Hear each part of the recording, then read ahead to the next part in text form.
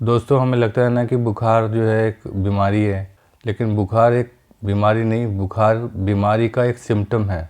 जैसे कि दोस्तों, बुखार इन्फेक्शन के साथ आता है हमेशा, और उस समय बॉडी जो है मुकाबला करने के लिए, इन्फेक्शन से मुकाबला करने के लिए एक तरह का मैकेनिज्म यूज़ करती है, जिससे बुखार आता है।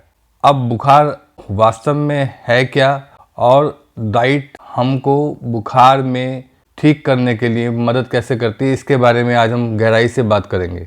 दोस्तों, पहले तो हम बात करते हैं कि बुखार किसको कहा जाता है। बुखार जब शरीर के अंदर तापमान जो है ज़्यादा, सामान्य से ज़्यादा बढ़ जाता है, तब हम उसको बुखार कहते हैं, और ये जनरली इन्फेक्शन के साथ जुड़ा हुआ होता है। लेकिन इसके अलावा और भी कारण होते हैं। वो क्या क्या कारण होते हैं?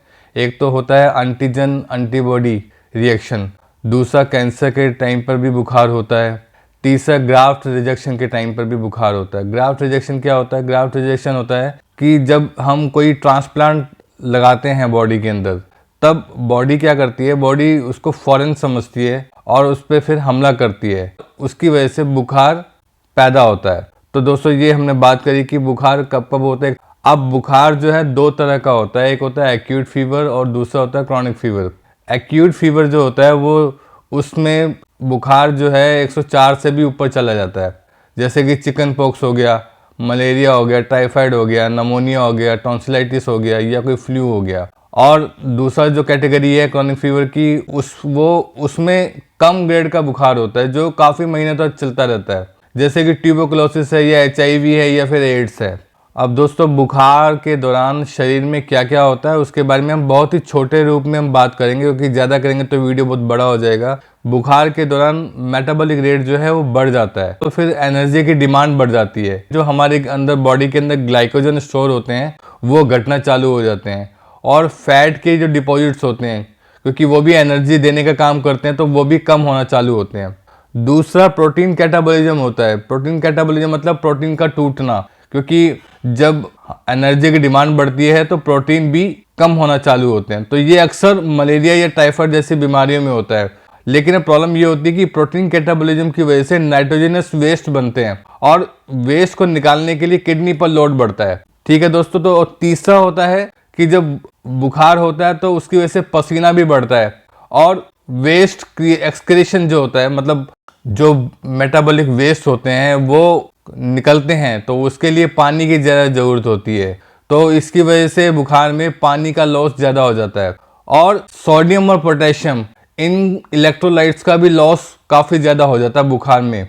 तो दोस्तों, इन्फेक्शन के दौरान जब बुखार होता है तो उसमें प्रोटीन और टिश्यू का टूटना, ब्लड ग्लूकोज में कमी होती है, और ब्लड में कीटोन्स, यानी कि जो फैट की वजह से जो ब्रेकडाउन होता है, जो कीटोन्स पैदा होते हैं, उसकी मात्रा बढ़ जाती है। दोस्तों, बुखार के दौरान मेडिसिन तो लेनी है, लेकिन डाइट क्या लेनी है उसके बारे में थोड़ी सी चर्चा करते हैं हम। तो हाई कार्बोहाइड्रेट और हाई प्रोटीन डाइट लेनी है, sodium, potassium, B complex vitamin पर ध्यान देना है, और दूसरा तरल और इलेक्ट्रोलाइट का सेवन करना है, यानी कि 2500 से 5000 ml प्रतिदिन पानी या फ्लूइड आपको लेना है, ताकि जो डिहाइड्रेशन हो रहा है उसमें आपको फायदा हो सके, और दूसरा किडनी फंक्शन को सहारा मिल सके।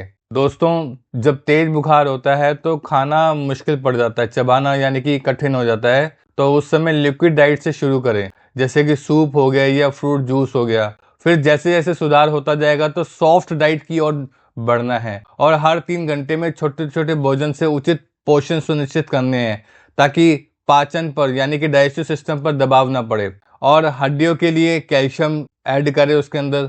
ये ट्यूबरकुलोसिस के दौरान करना है। विटामिन A, C और B6 के साथ सप्लीमेंट्स लेना है, ताकि लंबी बीमारी में कोई भी कमी ना हो पाए। दोस्तों, कभी कभी ऐसा भी होता है कि लिक्विड डाइट लेने के दौरान पेट में असुविधा हो जाती है, या मितली जैसी परेशानी होना चालू हो जाती है। तो उस समय या तो नरम या थोड़ा सा ठोस आहार की ओर जो पेशेंट है उसको डाइट देना चालू करना चाहिए।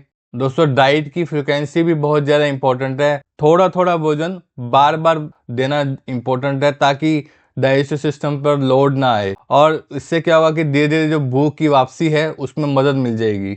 इस जानकारी का मतलब यह नहीं है कि आप बुखार का ट्रीटमेंट स्वयं करना चालू करें, बुखार के लिए हमेशा डॉक्टर की सलाह लें और इसको डॉक्टर की सलाह का विकल्प ना माने। दोस्तों, अगर ये जानकारी आपको पसंद आई हो तो शेयर, लाइक और सब्सक्राइब करना ना भूलें।